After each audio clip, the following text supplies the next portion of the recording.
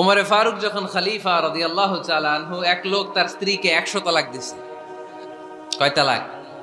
স্ত্রী এসে ওমরে ফারুককে বললেন, ইয়া আমিরাল মুমিনিন, বিচার করেন। কি বিচার?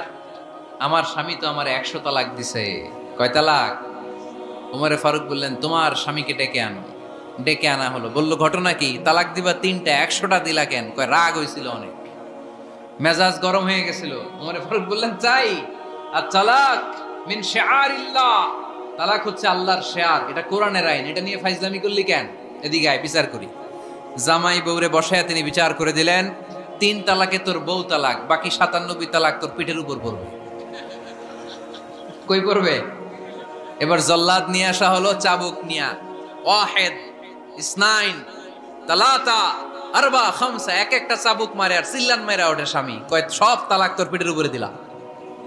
এরকম বিচার যদি ওমরে ফারুকের মতো বাংলার জমিনে থাকতো, একটা বদমাইশও খুঁজে পাওয়া যেত? লোয়ার ইউর অ্যাকশন, রেগে গেলে অ্যাকশন কমান্ড, ডাইরেক্ট অ্যাকশন মেরেন না।